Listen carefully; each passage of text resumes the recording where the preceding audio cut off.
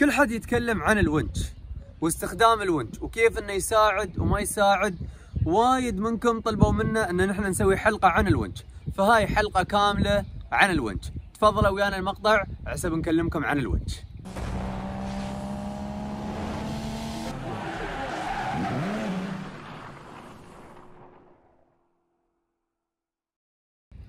السلام عليكم ورحمة الله وبركاته، وحياكم الله في مقطعنا لهذا اليوم. اليوم بنكلمكم عن الونش، بقولكم وين ركبته، كم سعره تقريبا، بقولكم كيف تستخدمونه، بنتكلم عن الأمن والسلامة، بنتكلم عن الحفاظ على الونش نفسه. فبتكون حلقة شوي طويلة لكن نتمنى انكم تستفيدون منها. لا تنسون اللايك والسبسكرايب، واذا ما تابعتوا حسابنا على الانستغرام تابعوه @guiltperformance. ندخل المقطع ونتكلم عن الونش. السؤال اللي كل حد يبغى يعرف اجابته، كم قيمة الونش؟ الونش انا اشتريته بتقريبا 2000 درهم، والتركيب ويا القاعدة، تفصيل القاعدة والتركيب وهذا كله وتركيب الونش على بعضه 800 درهم، يطلع كله 2800 درهم. بس اللي عندي انا ونش صيني، الامريكي يكون اغلى، الامريكي وايد اغلى، لكن انا لين الحين صراحة من الجودة مستانس. سحبت فيه تقريبا 100 موتر واموره طيبة، فما اشوف انه له حاجة اني اخذ الامريكي. صح انه بيخترب اسرع عن الامريكي مع الوقت، لكن انا اشوف انه لسعره وايد زين. فخلينا نتكلم عن تركيب الونش. في ناس يقولون الونش لازم يركب قدام، في ناس يقولون الونش لازم يركب ورا. انا شخصيا افضل اني اركب الونش قدام لسببين.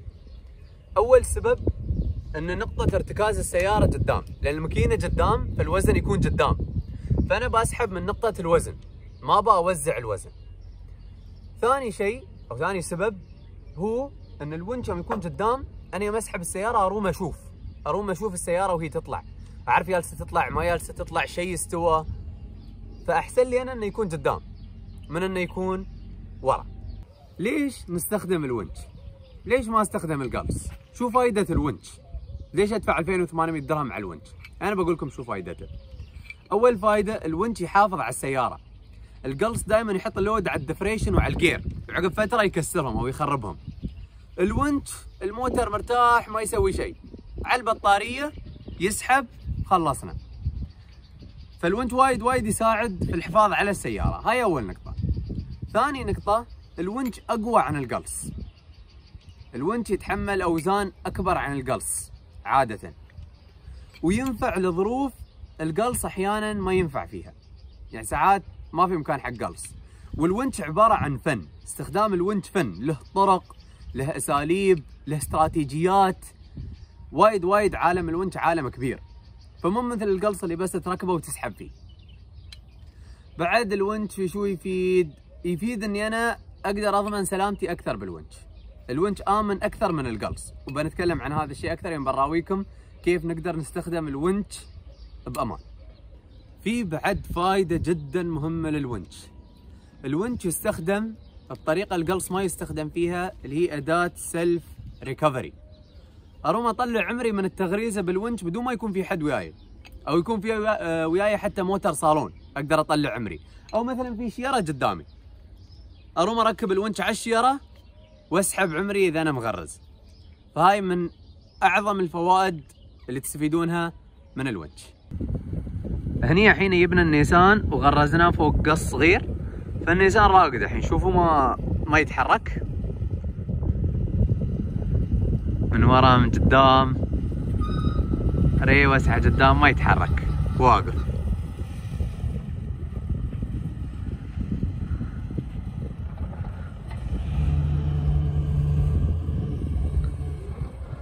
فالحين اللي بنسويه انه بنسحب النيسان بالونش.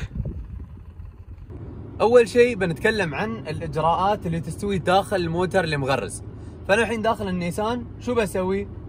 بحط الجير في الريوس او الواحد على حسب، بسحبه من قدام ولا بسحبه من ورا. نحن بنسحب النيسان من ورا، فبحط الجير في الريوس. هاي اول خطوة. ثاني خطوة، اللي بيسوق الموتر اللي مغرز لازم ما يلف السكان مول. يعني كنا قبل نقول لكم ان اذا تبون تطلعون موتر مغرز تلفون السكان يمين يسار. بالونش ما نلف السكان يمين يسار. الموتر اللي مغرز سكانه يتم سيده. ليش؟ لان لو الحين هذا السكان سيده كان مكسور بيسحب وياه رمل اكثر، فبيزيد اللود على الونش. نحن باي طريقه يوم نستخدم الونش نبغى نخفف اللود عن الونش تماما قد ما نقدر. فعسب شي قبل ما احط الريوس الحين بخليه في الخالي، بس يعني اللي داخل المفروض يحطه في الريوس. المفروض شو يسوي؟ ما يكسر السكان، يخلي السكان سيده ويمسكها ويتم ويانا على ريس خفيف 1.5 RPM 1.5 اكثر شيء. عسب نخفف اللود اكثر عن الونش شو بنسوي؟ بنسم هو الموتر اللي مغرز. دائما الموتر اللي مغرز نسمه هو، عقوه 10، اذا عندكم ماكينه هو 5. اهم شيء ان الونش ما يتعب وايد وهو يسحب، لان الونش بيرفع حراره وبيخترب مع الوقت اذا كل مره تسحبون موتر هو فل. بعدين اذا سحبتوا موتر هو فل اصلا حتى عقب ما تطلعونه يمكن يرد يغرز في مكانه، فما استفدتوا وايد. فدائما نسمه هو السياره اللي تبون تطلعونها. هذا النيسان الحين نسمت التواير الاربعه. الحين شو بسوي؟ بجهز موتري على اساس اني اسحب النيسان. فخلنا نتكلم عن الاجراءات اللي انا اتخذها في سيارتي عسب اسحب النيسان. اول خطوه مهمه ان نقطه السحب تكون بالضبط ورا الموتر اللي نبغى نسحبه. ما نخلي السحب يكون على ميلان، لا، الموتر بالضبط يكون سيده ورا. شوفوا براويكم كيف الموتر سيده ورا النيسان على اساس ان السحب يكون مستقيم. بعد لسلامه الشخص اللي بيركب السياره اللي بتطلع الموتر اللي مغرز، شو نسوي؟ نفتح البونيت. فتقولون ليش نفتح البونيت؟ على اساس لو لا سمح الله الخطاف طلع من الموتر اللي هناك يرتد يضرب شو؟ البونيت، ما يضرب الزجاج ويضرب الشخص اللي داخل، يضرب البونيت برايه ولا انه يضرب الشخص اللي داخل. بالنسبه للسياره اللي بتسحب، اول شيء تاكدوا انه في مسافه امان كافيه. مثلا اذا الموتر على صعده اللي مغرز ما تبونه يرد ويضرب موتركم، فتاكد انه في مسافه امان كافيه. ثاني شيء ابى الموتر موتري انا ما يكون مثلا ويا الجاذبيه، لاني ما ابى موتري ينسحب. فدائما احاول اخلي موتري بطريقه انه ما ينسحب وايد. واذا اقدر اغرز موتري بعد احسن، بغرز موتري بسحب الموتر ثاني حسب موتري يكون ثابت، عقب بطلع عمري يوم الثاني بيطلع. اوكي؟ من الاشياء اللي جدا جدا مهمه اثناء عمليه السحب بالونش، الهاند بريك ما يكون راكب والجير يكون في الخالي نيوترال. اذا الجير كان في الباركينج عادي ينكسر الجير من اللود اللي عليه. تاكدوا 100% ان الجير يكون في الخالي. والشيء الوحيد اللي بتستخدمونه داخل الموتر البريك والريس. البريك بيكون فول بريك، الريس بيكون خفيف على اساس البطاريه. لكن بريك فول بريك، هاند بريك لا، الجير يكون في الخالي.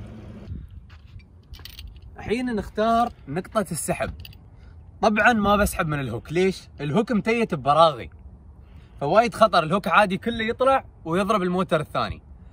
ابدا لا تسحبون بالونش من الهوك، جدا خطر. دوروا شيء راكب في الشاصي. النيسان فيه هني هاي الحديدة اللي تحت. الحين هني الونش ما بيركب، فانا ياني استخدم سوفت شكل. واذا ما تعرفون عن السوفت شكل شوفوا مقطعنا عن السوفت شكل بتعرفون عنه اكثر. بس السوفت شكل ما ينفع هني لان هاي الحديده حاده، فاحتاج اركب شكل حديد. فاللي بسويه اني بركب شكل حديد على اساس اني اركب الونش فيه.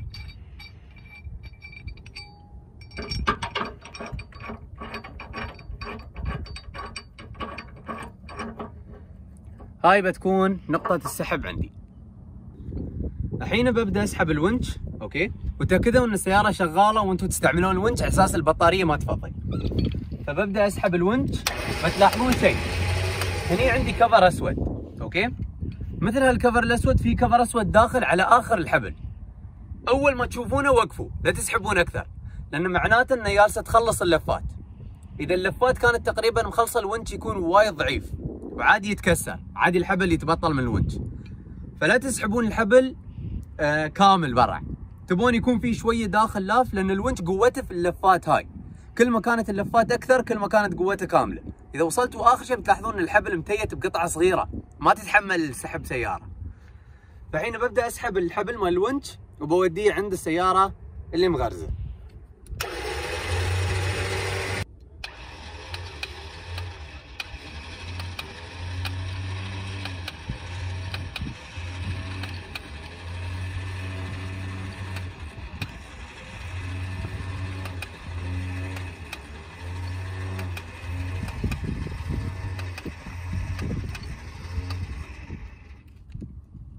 ساعات اذا البطاريه ضعيفه يتم شيل الونش يسوي، فانا ما نبدل البطاريه من فتره ضعفت عندي. اقصد بطاريه الريموت مو بطاريه السياره.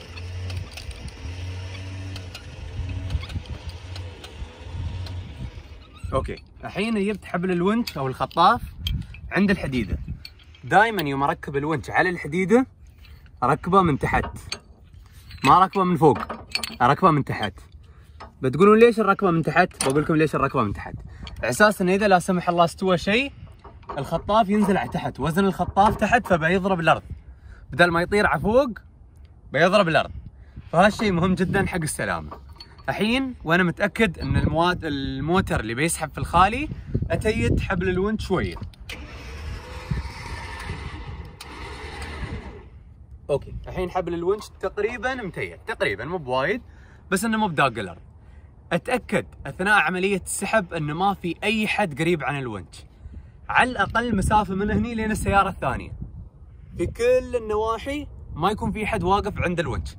جدا خطر انه يكون حد واقف عند الونش، وايد حاولوا تبعدون كل حد عن منطقه السحب ابعد مكان، بس ودوهم بعيد، لان تذكروا سلامتكم انتم وسلامه السيارات اهم شيء. نقطه وايد هامه حبينا نذكركم فيها، السياره اللي بتسحبونها بالونش لازم ما تكون اثقل عن التحمل مال الونش. الونش له وزن معين يتحمله، ومثلا السياره يوم تكون مغرزه يكون وزنها ضعف وزنها، يعني اذا هي 2 طن بتكونون كنا تسحبون 4 طن. فعسب شي ما نستعمل الونش ان نسحب شاحنات او نسحب حتى مواتر مغرزه في الوحل اذا كان الونش مو بوايد قوي، لان المواتر اللي في الوحل تكون لاصقه في الطين، فما يكون في هواء بينها وبين الطين، فتلصق كانها لاصقه بقلو، فالونش ما بيتحمل وبيحترق. لو تحمل مره مرتين الونش بيخترب عليكم بسرعه. فدائما لا تسحبون سيايير في الوحل الا في طريقه ثانيه باستخدام البكره، حتى اكثر عن بكره بنتكلم عنها ان شاء الله في حلقات قادمه. بس مبدئيا لا تستخدمونه اذا الظروف تخلي الموتر اللي بينسحب وايد ثقيل. وايد مهم في استخدام الونش ان نستخدم وياه حبل سيفتي. هذا الحبل يضمن ان اذا الخطاف تبطل او القطع اللي مركبينها فيها تبطلت، الحبل ما يرتد ويضرب السياره الثانيه. هذا حبل سيفتي، يكون حبل عادي اربطه في حبل الونش واربطه في السياره اللي بتنسحب من اي نقطه ثانيه غير النقطه اللي اصلا راكب فيها الونش. عادي تكون الهوك، لان انا ما بستعملها حق السحب، انا مستعملها بس على اساس تخرب ارتداد حبل الونش اذا تبطل، لان اذا ارتد بيرتد قوي وبيكسر الدنيا. فبراويكم الحين كيف نركب حبل السيفتي. نتقدم تقريبا على بعد متر من الونش، اجيب الحبل واحطه بهاي الطريقه. اوكي، احطه على الحبل واجيب الطرف القصير والف عليه 1 2 و3 او 2. اوكي زين. الحين ادخله داخل هالعقد الحلقه اللي كانت موجوده اول شيء، ادخله داخل، اثبته من هني، بعدين اثبته من هني، يكون عندي مثل هالحلقتين ثابت عليه. الحين هذا يتحرك، يعني اروم اجيب هني عادي، لكن الحين ابى اثبت الطرف الثاني وين؟ في الهوك مثلا او اي نقطه سحب ثانيه، فاجيب هني من العقد اللي وايد سهله يسمونها 2 هاف هيتش. فانا بسحب الحبل من فوق وادخله في الحلقه 1، مره ثانيه من فوق وادخله في الحلقه الثانيه 2. الحين استوت عندي حلقتين هني وهذا الحبل داخل. هاي ما تتبطل، قد ما تسحبونها قوي ما تتبطل لان تيت العقده اكثر. فالحين حبل السيفتي عندي في مكانه، اقدر استمر الحين بالسحب. اثناء السحب اذا الموتر ما طلع من 20 ثانيه سحب بالونش، وقفوا وريحوا الونش 20 ثانيه على اساس انه ما يحر. 20 ثانيه سحب، 20 ثانيه ستوب، و20 ثانيه بطيئه، يعني 1 2 3، مو ب 1 2 3 تخلصون بسرعه، لا. اوكي، فالحين جهزت كل شيء، تاكدت ان كل حد بعيد، خبرت اللي بيسوق الموتر اللي مغرز شو يسوي، سكانه سيده، جير في الريوس، بدخل سيارتي وبشوف من تحت البونيت هالفتحه الصغيره اللي عندي، وببدا اسحب السياره. اول ما تطلع السياره بهرن هرن، وبقول حق الشخص اول ما تسمع الهرن شو تسوي؟ وقف. ليش؟ على اساس حبل الونش ما يصير تحت التاير ويلتف على التاير. فخلنا نبدا ونراويكم الحين كيف بيستوي الموضوع. الحين هني عندي العقده، اوكي، مثل ما قلنا تتحرك بس شويه تكون يابسه، يعني مو بوايد لينه. راكبه في الهوك من بعيد، هذا الوضع.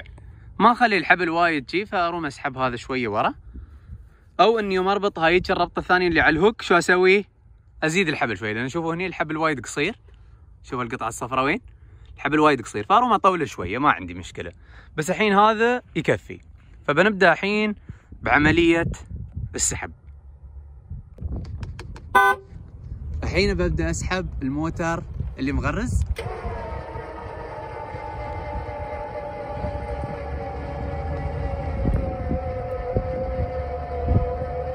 لاحظوا شوي شوي ينزل.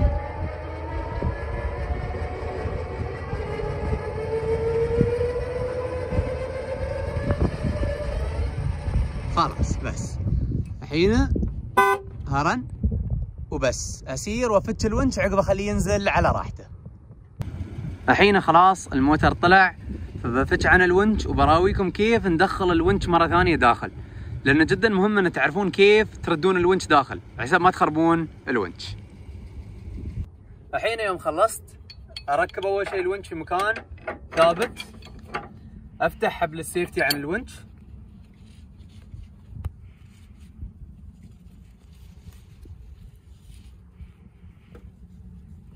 الحين باقي الونش بس. الحين السؤال المهم، كيف ادخل الونش داخل؟ خليني اراويكم كيف ندخل الونش داخل. شوفوا وياي داخل الونش، اوكي؟ تشوفون اللفات؟ بتلاحظون على اليمين في لفات اكثر عن على اليسار، صح؟ مفروض يكون متوازي، فانا الحين اعرف ان الحبل خلص شوي من على اليسار، ما اخليه يلتف كله في مكان واحد، فبوديه الحين على اليسار. وانا اركب الونش ارده داخل لازم اشوف على اساس انه ما يلتف كله مكان واحد ويخرب لي الونش. الحين ببدا ارده داخل مثل ما قلنا على اليسار ناقص اكثر، ببدا من اليمين لانه هو اصلا ساحبني من اليمين، شوفوا من اليمين الحبل جاي، فبوديه شوي شوي يسار.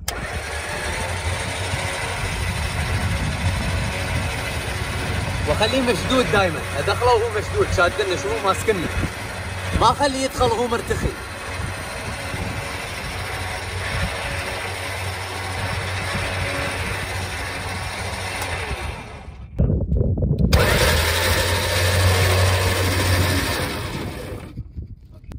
الحين حق اخر جزئيه ابغى اتاكد اني ادخله داخل بعدني شاد عليه، لكن ما يضرب البدي، ما يعور البدي، فما اخليه يرص وايد، ما اخليه يدخل وايد لان بيكون يسحب عمره.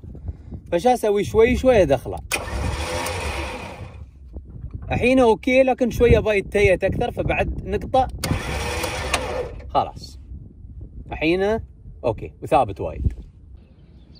بهذا نكون ختمنا وياكم مقطعنا لهذا اليوم، نتمنى انكم استفدتوا ويانا.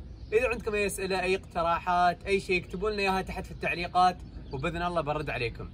لا تنسون تتابعون حسابنا على الانستغرام، ولا تنسون اللايك والسبسكرايب. الله يحفظكم، السلام عليكم ورحمه الله وبركاته.